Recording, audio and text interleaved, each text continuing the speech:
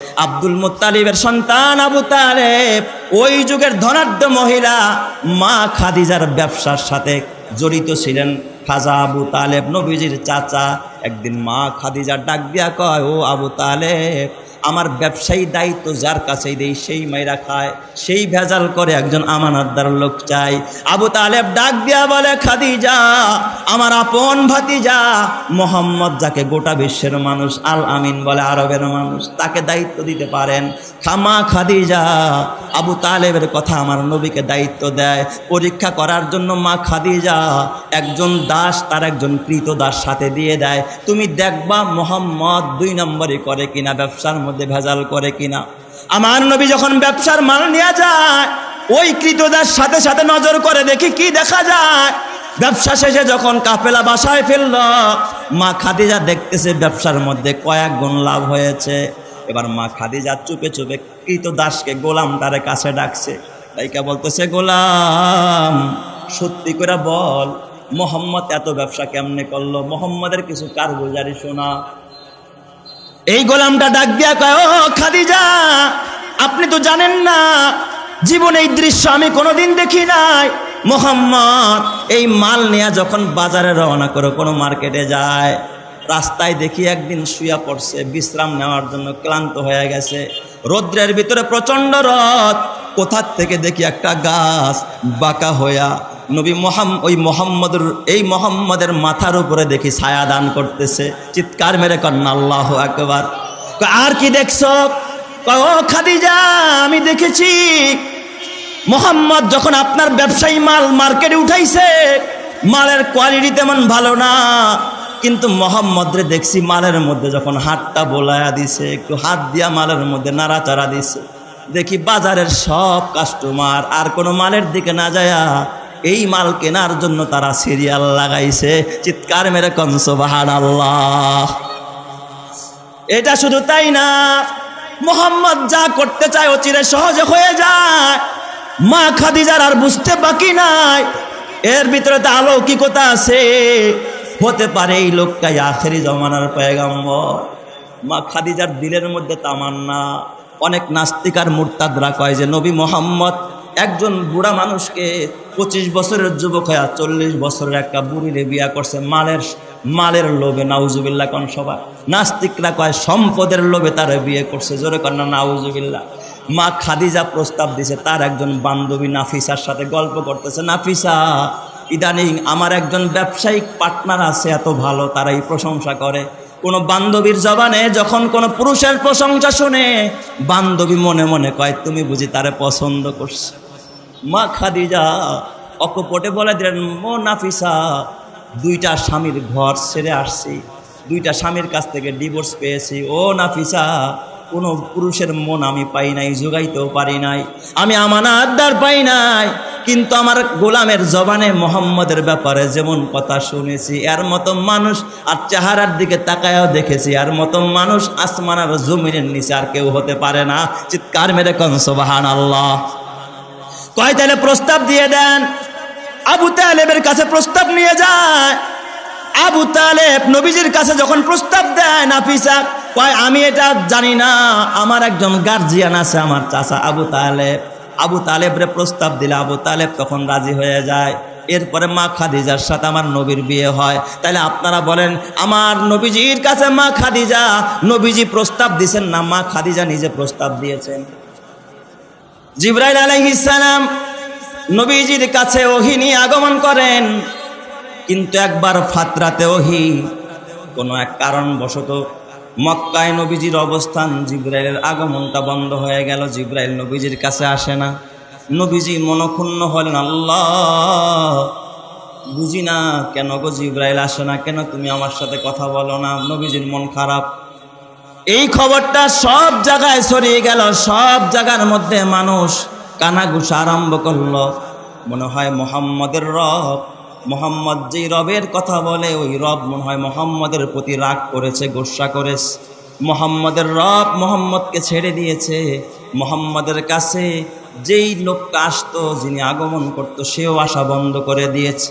এই খবর কাফের মুশরিক বেঈমানেরা মক্কার অলিগলিতে সব জায়গায় গিয়ে বেড়াইতে লাগলো। এমনকি নবীজির আপন চাচি আবু লাহাবের স্ত্রী উম্মে জামিল, এই আবু লাহাবের বিবি নবীর আপন চাচি, সেও এলাকার ভিতরে তবলা বাজাইতে লাগলো আর বলতে লাগলো, জানোনি মোহাম্মদ যেই রবের কথা কয় ওই মোহাম্মদের রব মোহাম্মদকে ছেড়ে দিয়েছে। এমনকি তার কাছে যে একটা শয়তানের আগমন ঘটতো, জোরে বলেন না নাউজুবিল্লাহ, জিবরাইল দেশে শয়তান কয়, তার কাছে যেই শয়তানের আগমন ঘটতো সেও আগমন বন্ধ করে দিয়েছে, মোহাম্মদকে তার রব ছেড়ে দিয়েছে। এই খবর যখন আমার নবীর কানে আসলো, আমার নবী মনক্ষুণ্ণ, আমার নবীর চেহারাটা ভার করে বসে আছে, আমার নবীর মনে শান্তি নাই, নবীজির মনে বড় টেনশন। আহারে, মানুষ বিপদে পড়লে প্রতিবেশীর আগায় আসে, মা থাকলে মা আগায় আসে, বাবা থাকলে বাবা আগায় আসে, চাচার আগায় আসে, চাচির আগায় আসে, কিন্তু আয় আল্লাহ আমার তো বাবা নাই, আমার মা নাই, আমার আপন চাচি উম্মে জামিল আমার বিপদে সে আরো উল্টা আমার বিরুদ্ধে বদনাম করতেছে। আমার নবীজির বড় মন খারাপ, আমার নবী বড় কষ্টে আছে, বড় বিপদে আছে, চেহারাটা মলিন করে বসে আছে। আমার আল্লাহ জিব্রাইলকে ডাক দেখা, জিব্রাইল কই রে? এই তামাম পৃথিবীর ভিতরে আমার বন্ধু মুহাম্মদুর রাসূলুল্লাহ বেজার থাকবে আর কাফের মুশরিক বেঈমানেরা আনন্দের হাসি হাসবে, এটা আমি আল্লাহ বরদাস্ত করতে পারি না। তাড়াতাড়ি আমার বন্ধু মুহাম্মদুর রাসূলুল্লাহর কাছে সূরাতুদ দুহাটা নিয়ে যাও আর আমার বন্ধুকে সুসংবাদ শোনায়া দাও, আমার বন্ধুকে আমি ছেড়ে দেই নাই এবং আমার বন্ধুর প্রতিও আমি রাগান্বিত হই নাই। চিৎকার মেরে কন্না আল্লাহু আকবার। आदम के लिए फ़क्र ये अली नसबी है, मक्की मदनी हाशमी ओ मुत्तलबी है, पाकीज़ा तरश अर्श समा जन्नत फिरदौस, आराम गाहे खाके रसूल अरबी है, आए ज़ाहिर बैते नबवी याद रहे ये, बेकायदा जंब से लगबे अदबी है, आहिस्ता कदम नीचे निगाह पुश्ते सदा हो, खाबीदा इहा रूह रसूल अरबी है, बुझ जाए तेरे सीटू से आए अबरे करम आग, जो आग मेरे सीनों में मुद्दत से लगी है, आए बहरे करम सदका हुसैन इब्ने अली का, आए बहरे करम सदका हुसैन इब्ने अली का, प्यासा हो मुझे शरबते दीदार पिला दो। जोरे जोरे कन्ना अल्लाहु আকবার। তাইলে বলেন আমার নবী বেজার হোক, এটা যিনি চান না তিনি কে? আল্লাহ তাআলা তখন সূরাতুদ দুহা নবীজির কাছে নাজিল করলেন। সূরাতুদ দুহা নাজিল করার শুরুতে আল্লাহ তাআলা দুই জিনিসের কসম করলেন। মুফাসসিরিনে কেরাম লেখেন, আল্লাহ তাআলা কসম দিয়া কথা বললে যেমন গুরুত্বপূর্ণ হয়, কসম সারা বললেও তেমন গুরুত্বপূর্ণ হয়। কিন্তু তারপরে দুনিয়া দারুল আসবাব, দুনিয়ার মানুষ কসম দিলে কথার মধ্যে গুরুত্ব বোঝে, তাই আল্লাহ তাআলা দুই জিনিসের কসম করেছেন, ওয়াদ-দুহা ওয়াল-লাইলি ইযা সাজা। ওয়াদ-দুহা মানে দুহার কসম, সুদীপ্ত আলোর কসম, সুপ্রভাতের কসম, প্রভাতের কসম, চাঁদের সময়ের কসম, যখন সূর্যটা আলোকময় হয় ওই সময়ের কসম। মুফাসসিরিনে কেরাম লেখে আল্লাহ তাআলা দুহার কসম কেন করেছেন? ওই দুহার সময়টা আল্লাহর কাছে বড় দামি, চাঁদের সময়টা আল্লাহর কাছে বড় দামি। হাদিসে কুদসিতে আল্লাহ জাল্লা শানুহু বলেন, ক্বালা রাসূলুল্লাহি সাল্লাল্লাহু আলাইহি ওয়াসাল্লাম আনিল্লাহি আজ্জা ওয়া জাল্লা, ইয়া ইবনা আদম ইরকালি আরবা রাকাতিম মিন আউয়ালিন নাহার আকফিকা আখিরাহু। আল্লাহ জাল্লা শানহু বলেন, হে বনি আদম, সকালবেলা বেলা ওঠার পরে চাঁদের সময় তোমরা 4 রাকাত নামাজ পড়ো। দিনের শুরুতে যদি 4 রাকাত নামাজ পড়তে পারো, আকফিকা আখিরাহু, গোটা দিনের জন্য আমি আল্লাহই যথেষ্ট হয়ে যাব। কেউ যদি এই চাঁদের সময় 4 রাকাত চাঁদের নামাজ পড়তে পারে, এই গোটা দিনের জন্য যিনি যথেষ্ট হবেন তিনি কে? আল্লাহ। তাইলে চাঁদের নামাজ পড়া দরকার আছে না নাই? আল্লাহ তাআলা দুহার কসম করে, চাঁদের কসম করে আল্লাহ তাআলা চাঁদের গুরুত্ব বুঝাইছেন। ওয়াল্লাইলি ইযা সাজা, রাতের কসম, রাত্র যখন অন্ধকার হয়, নরমাল রাতের কসম আল্লাহ করে নাই। ওয়াল্লাইল, রাতের কসম, ইজা সাজা, রাত্র যখন গভীর হয়, রাত্র যখন অন্ধকার হয়, গভীর রাত্রের কসম করেছেন, কারণ গভীর রাতে যিনি বরকত দান করেন তিনি কে? বিকদরি কাদ্দিন তুক্তাসাবুল মাআলি, বিকদরি কাদ্দিন তুক্তাসাবুল মাআলি, মান তলাবাল উলা সাহিরাল লায়ালি। তুমি যদি মর্যাদা অর্জন করতে চাও, তুমি যদি দামি হতে চাও, গভীর রাতে উঠে রবের সাথে যোগাযোগ চালু করে দাও। কেউ যদি গভীর রাতে উঠে রবের সাথে সম্পর্ক করতে পারে, তাকে দামি বানিয়ে দিবেন যিনি, তিনি কে? এই জন্য আল্লাহ তাআলা বলেন, আমিনাল লাইলি ফাতাহাজ্জাদ বিহি নাফিলাতাল লাক আসা আইয়াবআসাকা রাব্বুকা মাকামাম মাহমুদা। রাতের বেলায় যদি তাহাজ্জুদের নামাজ পড়তে পারে, তাকে মাকামে মাহমুদ দান করবেন কে?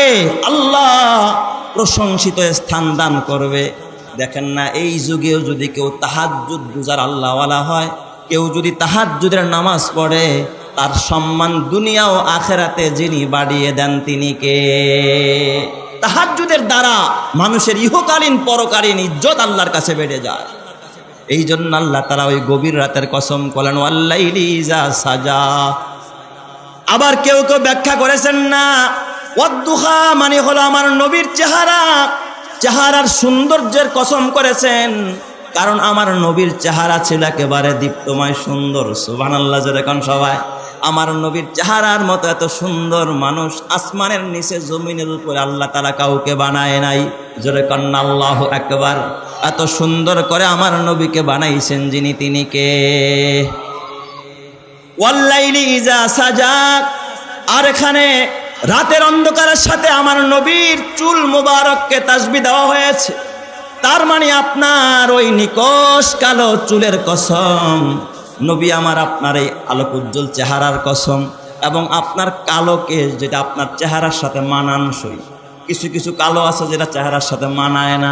নবী আমার আপনার এই সুদীপ্ত চেহারার কসম, অদ্দুহা মানে চেহারার কসম, ওয়াল্লাইলি ইজা সাজা। আর আপনার ওই নিকশ কালো কেশ, আপনার যে চুলগুলো আছে এর কসম করে বললাম, মা ওয়াদ্দাআকা রব্বুকা ওয়া মা ক্বালা। কাফেররা কয় আপনাকে নাকি আল্লাহ ছেড়ে দিয়েছে, আল্লাহ নাকি আপনার প্রতি রাগ করেছে, গোসা করেছে। ও নবী আমার, আমি আপনার চেহারার কসম করে বলি, আপনার কালো কেশ কালো মাথার চুলের কসম করে বলি, মা ওয়াদ্দাআকা রব্বুকা ওয়া মা ক্বালা। আপনার রব আপনাকে ছেড়ে দেয় নাই, আপনার রব আপনার প্রতি রাগান্বিত হয় নাই। জোরে জোরে কন্না আল্লাহু আকবার। আরো জোরে ঈমানের আওয়াজে বলেন আল্লাহু আকবার। বলেন তো নবীর সাথে আছেন কে? আরো জোরে বলেন না কে? আমাদের সাথে আছেন কে? হক্কানি উলামায়ে কেরামের সাথে আছেন কে? এই জন্য পৃথিবীর কাফের মুশরিক বেঈমানেরা যতই ইসলামের বাতিকে নিভাইতে চায়, কেউ নিভাইতে পারবে না, কারণ বাতিটা যিনি জ্বালাইছেন তিনি কে? চেরাগে রাকে ইজাদ বার ফারুজাদ, কাছে কাশতাফ জানাদেরি শাস বাসুজাদ, কাছে কাশতাফ জানাদেরি শাস বাসুজাদ।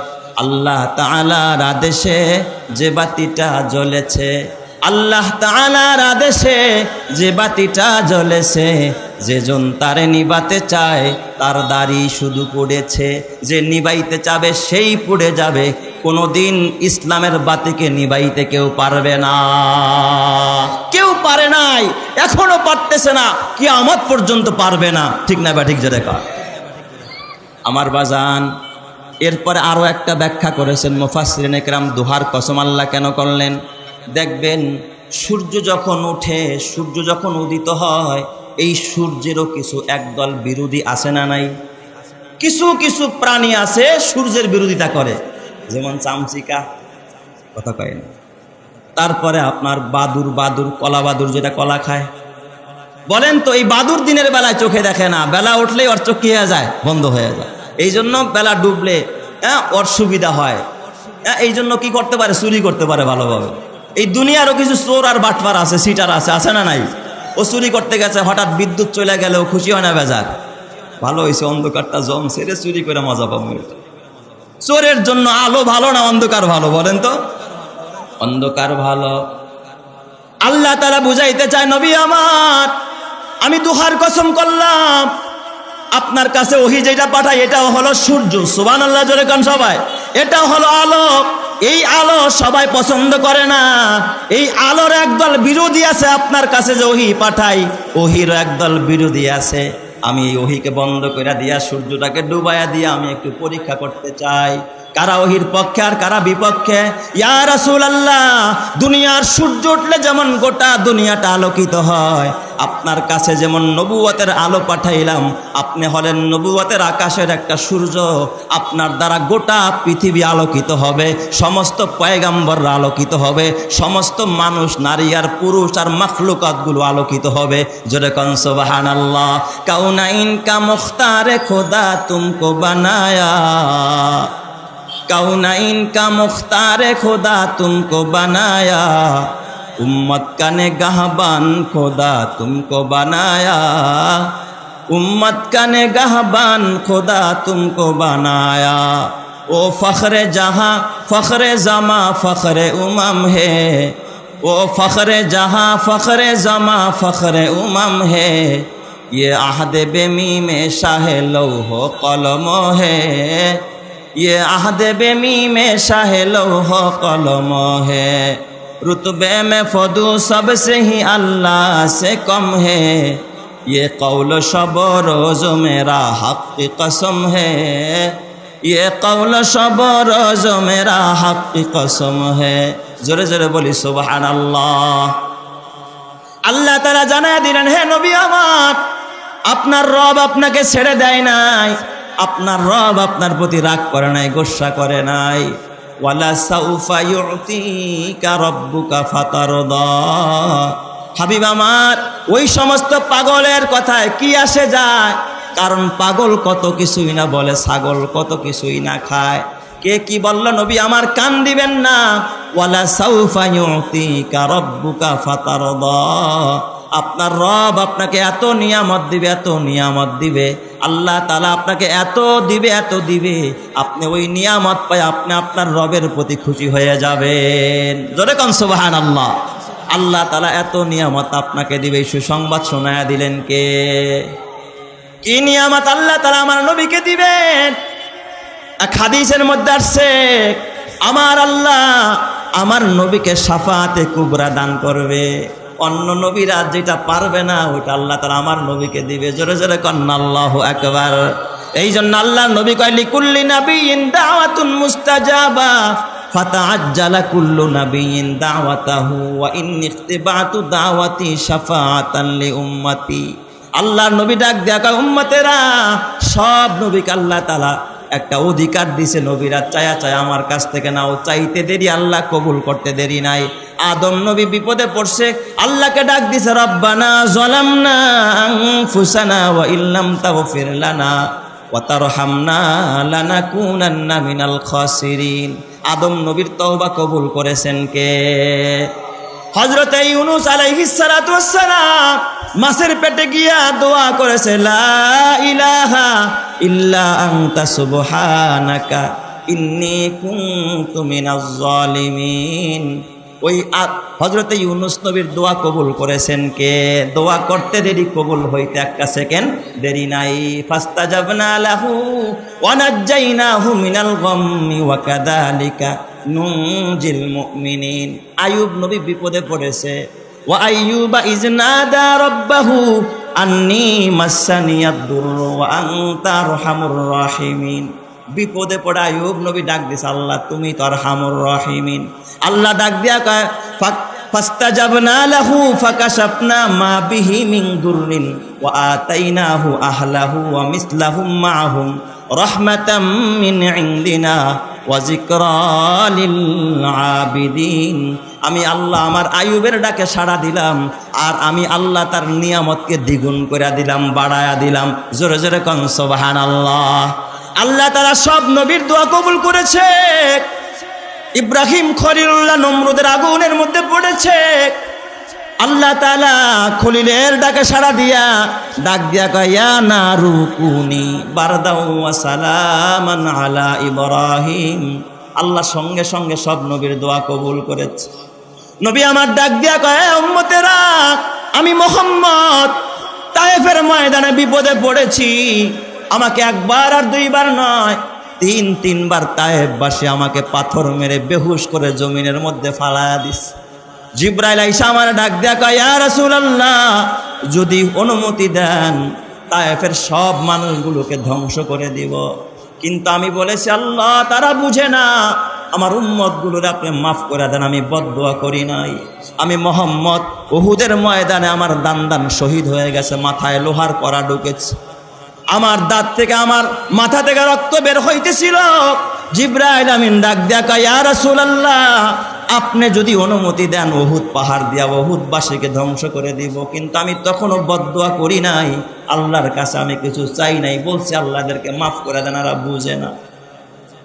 আমি মুহাম্মদ খন্দকের ময়দানে 3 দিন পর্যন্ত পেটের মধ্যে পাথর বেঁধেছি। জিব্রাইল আমিন আইসা আমার কাছে কয়, ইয়া রাসূলুল্লাহ, আপনি যদি পারমিশন দেন তাহলে উহুদ পাহাড়টা স্বর্ণ বানায়া দিব, আপনার খাবারের অভাব পড়বে না। আমি তাও আল্লাহর কাছে চাই নাই। কেন চাই নাই জাননি ও উম্মতেরা? আমি সব জমা করে রাখছি, আমি দুনিয়ায় চাবো না, আমি আখেরাতে গিয়া চাবো।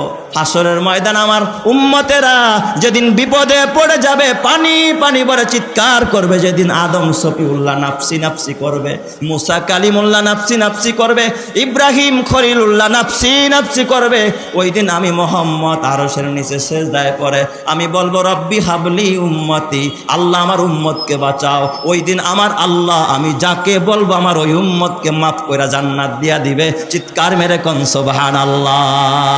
আল্লাহ তাআলা ওই দিকে ইশারা করে কাওয়ালা সাউফা ইউতিকা রব্বুকা ফাতারদা।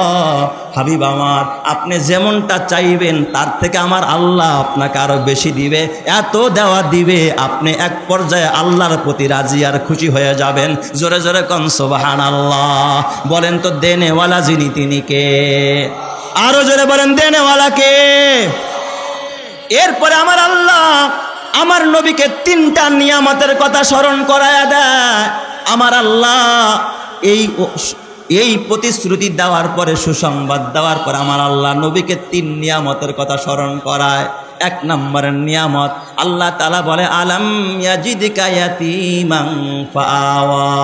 হে নবী আমার, আমি কিন্তু আপনার এতিম পেয়েছিলাম, আপনি কিন্তু চির এতিম ছিলেন নবী আমার।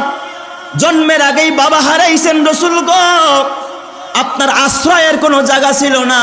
ফাআওয়া, আমি আল্লাহ আপনাকে আশ্রয় দিয়েছি, আমি কিন্তু আপনাকে ওই সময় ছেড়ে দেই নাই। ছোটবেলায় কিন্তু আমি আপনাকে ছেড়ে দিতে পারতাম। আপনার জন্মের পরে আপনার বাবা নাই, কে আপনাকে কোলে নিবে, আদর করবে? কাবার চত্বরে গিয়া কে দোয়া করবে? নবী গো, আপনার জন্মের পরে দুনিয়াতে যখন কারো বাবা থাকে না, এতিম সন্তানের তেমন কোনো কদর থাকে না। কিন্তু আপনার জন্মের পরে আপনার দাদা আব্দুল মুত্তালিব আপনারে একটা কাপড়ে পেঁচাইয়া কাবার চত্বরে গিয়া যখন দোয়া আরম্ভ করতেছিলেন, সকল কাবার তোয়াফকারীরা আইসা দেখতেছিল, মনে হয় যেন আকাশের চাঁদ আব্দুল মুত্তালিবের কুলের মধ্যে হাসতেছে। চিৎকার মেরে কোন সুবহানাল্লাহ। নবী আমার, শিশুকালে আপনার আমি ছেড়ে দেই নাই। আলাম ইয়াজিদকা ইয়াতীমান ফাআওয়া। হে নবী, কে আপনাকে দুধ খাওয়াবে, আদর করে পালবে, আমি তাও ব্যবস্থা করছি। আমি তায়েফের হালিমাতুস সাদিয়ারে পাঠায়া দিছি, তার বাসায় নিয়ে হালিমাতুস সাদিয়া। শিশুকালে কে লালন পালন করবে তাও আমি নির্বাচন করে দিয়েছি। ওগো নবী আমার, আপনার মা যখন হারায়া যায় আপনি কার কুলে থাকবেন? দাদা আব্দুল মুত্তালিব আপনাকে লালন পালন করতেছিল, তখনও কিন্তু আমি আপনাকে একা একা ছেড়ে দেই নাই। দাদা আব্দুল মুত্তালিবের ইন্তেকালের পর চাচা আবু তালেব আপনাকে লালন পালন করতেছিল, কত আদর করতেছিল চাচা আবু তালেব।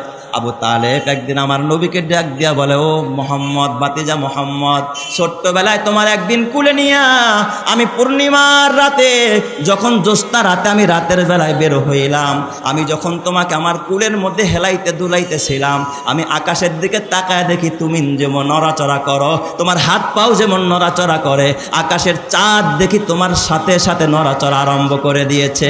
চিৎকার মেরে কোন সুবহানাল্লাহ। নবী আমার ডাক দিয়া কয়, চাচা ও চাচা, এটা আকাশের চাঁদ নড়াচড়া করে নাই, আমি মুহাম্মাদের বাবা নাই। আকাশের চাঁদ জানে আমার সাথে খেলা করার কেউ নাই, এই জন্য আমার আল্লাহ তাআলা চাঁদকে আদেশ করেছে আমি যেন বেজার না হই, আমি যেন কান্না না করি, কারণ আমার তো খেলনা কিনে দেওয়ার কেউ নাই। আকাশের চাঁদ আমার সাথে খেলা আরম্ভ করে দিয়েছে। চিৎকার মেরে কন্না আল্লাহু আকবার, আরো জোরে কন্না আল্লাহু আকবার। আলাম ইয়াজিদকা ইয়াতীমান ফাআওয়া, হে নবী আমার ছোটবেলায় ছাড়ি নাই, এখন কেন ছেড়ে দিব? আপনি কি মনে করছেন আমি কি এখন আপনারা ছেড়ে দেব নাকি? আমি তো নবী হওয়ার পরেও আপনাকে ছেড়ে দেই নাই।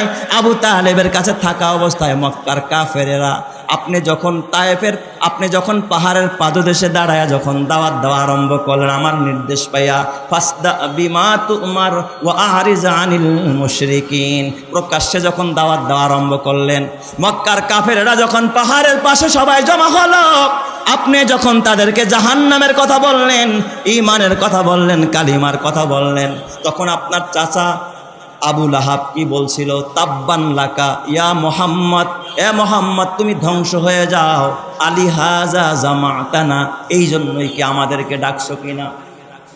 এ নবী আমার, তখন আমি বলেছি নবী আপনি কোনো কথা বলবেন না, জবাবটা আমি দিয়ে দিব। আমি সঙ্গে সঙ্গে তখন আপনার একা ছেড়ে দেই নাই, আমি আয়াত নাজিল করছি, তাব্বাত ইয়াদা আবি লাহাবি ওয়া তাব্বা, মা আগনা আনহু মালুহু ওয়া মা কাসাব, সায়াসলা নারান যাতা লাহাবি ওয়া আমরাতু হাম্মালাতাল হাতাব ফি জিদিহা হাবলুম মিন মাসাদ। নবী আমার, আমি তখন আপনাকে ছেড়ে দেই না একা একা। মক্কার কাফেররা আপনারা পাগল কয়, আপনার মাজনুন বলে, এটা মাজনুন, এটা পাগল। আমি আল্লাহ তখন আপনার একা ছেড়ে দেই নাই, আমি সঙ্গে সঙ্গে জবাব দিয়ে দিছি, নুন ওয়াল কলামি ওয়া মা ইয়াসতুরুন মা আনতা বিনি'মাতি রাব্বিকা বিমাজনুন। আপনাকে ওরা পাগল কয়, আমি জানাই দিছি না না, তিনি আমার নিয়ামতে ধন্য, আমার নিয়ামতে ধন্য যিনি, তিনি কোনোদিন পাগল হতে পারে না। আমি আপনার পক্ষ নিয়ে আমি তাদেরকে জবাব দিয়ে দিছি। আর আজকে বুঝি নবী হওয়ার পরে আপনাকে আমি ছেড়ে দিব। মা ওয়াদ্দাকা রব্বুকা ওয়া মা ক্বালা, আপনার রব আপনাকে ছেড়েও দেয় নাই, আপনার প্রতি রাগান্বিতও হয় নাই। চিৎকার মেরে কন্না আল্লাহু আকবার। বলেন তো আমার নবীর সাথে আছেন যিনি, তিনি কে? আল্লাহ।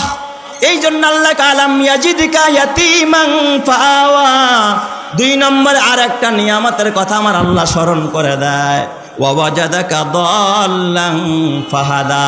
নবী আমার, আপনাকে কিন্তু আমি পেয়েছি পথের সন্ধানী। এখানে দল্লুন শব্দের অর্থ অনেক সময় গোমরা হয়, কিন্তু এখানে এই অর্থ করা যাবে না।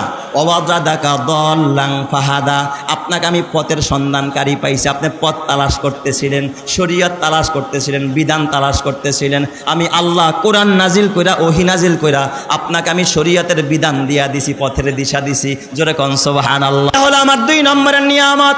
3 নম্বরের নিয়ামত আল্লাহ তাআলা ডাক দিয়া ওয়া ওয়াজাদাকা আইলান ফাগনা। নবী আমার, আপনাকে কিন্তু আমি একেবারে নিঃস্ব পেয়েছিলাম, অভাবী পেয়েছিলাম। আপনি বড় অভাবী ছিলেন, আপনার পকেটে টাকা ছিল না, ঘরে খাবার ছিল না, চুলায় আগুন জ্বলতো না। আপনাকে আমি বড় গরিব পেয়েছি নবী আমার, কিন্তু আমি আল্লাহ ফাগনা, আপনাকে আমি, হে রাসূল আমার, আপনি বড় অভাবী ছিলেন, আমি অভাব মুক্ত করে দিয়েছি, আপনার অভাব দূর করেছি।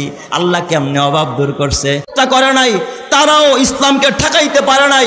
এই যুগেও সেই ইসরায়েলের কুত্তা বিনিয়ামিন নেতানিয়াহু এবং তাদের দূষর, চাই সে আমেরিকা হোক, চাই সে ভারত হোক, তারাও ঠেকাইতে পারবে না। অপেক্ষায় থাকো, মুসলমানদের জুতা তোমাদের গালে মোলাকাত করবে। কথা ঠিক না ঠিক? জোরে কার? আজ হোক আর কাল হোক, মুসলমানদের জুতা তাদের গালে মোলাকাত করবে। ঠিক না ঠিক বলেন সবাই? এই জন্য আমার ভাইয়ারা, নবীজির উপরে মক্কি জিন্দেগিতে যত অবিচার হয়েছে, জুলুম হয়েছে, অন্যায় হয়েছে, সাহাবায়ে কেরামের উপর যত নির্যাতন হয়েছে, মানুষ কি ইসলাম গ্রহণ করা বন্ধ করে দিয়েছে? করে নাই।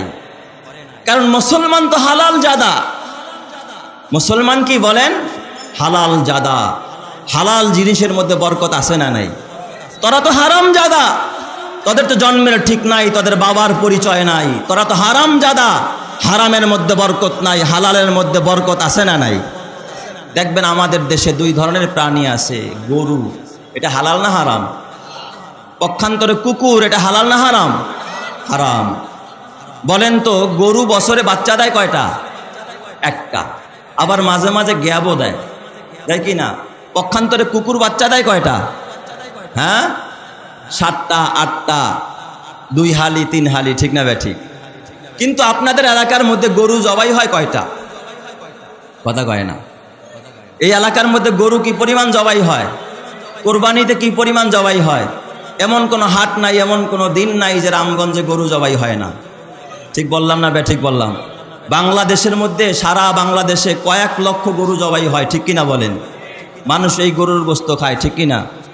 কিন্তু যেইভাবে গরু জবাই হয় আর এর প্রোডাকশনও খুব কম, বছরে মাত্র কয়টা? একটা। তারপরেও হাটে বাজারে গেলে গরুর কোনো অভাব আছে? অভাব নাই। কেন? এটা হালাল প্রাণী। হালালে বরকত দেয় কে? আল্লাহ। পক্ষান্তরে কুকুর বাচ্চা দেয় কয়টা? 8টা 9টা 10টা 12টা, 1 হালি 2 হালি। বলেন তো, এই এলাকার মধ্যে কুকুর জবাই হয় কয়টা? কথা কয় না। 2-1টা জবাই হয়? জবাই হয় না। তাহলে যেই হারে কুকুর প্রোডাকশন হচ্ছে, যেইভাবে কুকুর জন্ম নিয়েছে, তাহলে তো কুকুরে কুকুরে এলাকা, হ্যাঁ, পুরা একেবারে তেরে যাওয়ার কথা, ঠিক না ঠিক যেটা কন? কিন্তু এই পরিমাণ কুকুর এলাকাতে আছে নাই। কারণ এটা কি? হারাম প্রাণী। হারামের মধ্যে কোনোদিন বরকত নাই, হালালের মধ্যে বরকত আছে। এই জন্য আমি ব্যর্থ কণ্ঠে বলবো, হে ইসরায়েলের কুত্তা, তুই জেনে রাখিস, তুই মুসলমানদের রক্ত নিয়ে হোলি খেলা শুরু করেছ, মুসলমানদেরকে শেষ করার জন্য নানা ষড়যন্ত্রে মেতে উঠেছ। আজ হোক আর কাল হোক, মুসলমানদের জুতা তোর গালে মোলাকাত করা ছাড়া কোনো রাস্তা নাই। কথা ঠিক না ঠিক যারা কা? আমার ভাইয়েরা, আমার নবীজিকে যিনি পরিচালনা করেন তিনি কে? আমার নবী কিসের দ্বারা পরিচালিত? ওহির দ্বারা পরিচালিত। কিসের দ্বারা? মুহাম্মদ হারগিজ না গুফতা তা না গুফতা জিবরাইল। মুহাম্মদ হারগিজ না গুফতা তা না গুফতা জিবরাইল।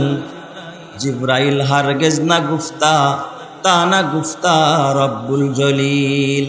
আল্লাহ জিবরাইলে কিছু না বললে জিবরাইল আমার নবীরে কিছু কয় না, আর জিবরাইল কিছু না বললে আমার নবীও কিছু পায় না, ঠিক না ঠিক যেটা কর? তাহলে আমার নবী কিসের দ্বারা পরিচালিত? ওহির দ্বারা পরিচালিত। সব নবীদের কাছে ওহির আগমন হয়েছে।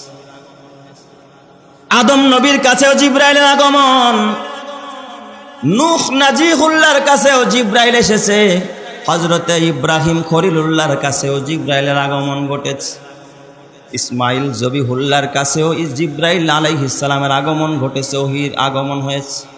হযরতে মুসা কালিমুল্লাহর কাছেও জিবরাইল এসেছে, ওহি এসেছে। কিন্তু আমার বাজান ঈসা রূহুল্লাহর কাছে ওহি এসেছে, কারো কাছে 10 বার, কারো কাছে 20 বার, কারো কাছে 100 বার, কারো কাছে 300 বার, কারো কাছে 1000 বার। কিন্তু আমার পয়গাম্বর, আপনার পয়গাম্বর, আখিরি জামানার পয়গাম্বর নবী মুহাম্মদুর রাসূলুল্লাহর কাছে হযরতে জিবরাইল আমিন 1 বার আর 2 বার নয়, 24,000 বার জিবরাইল আগমন করেছে। কতবার? জোরে কর না, কতবার? 24,000।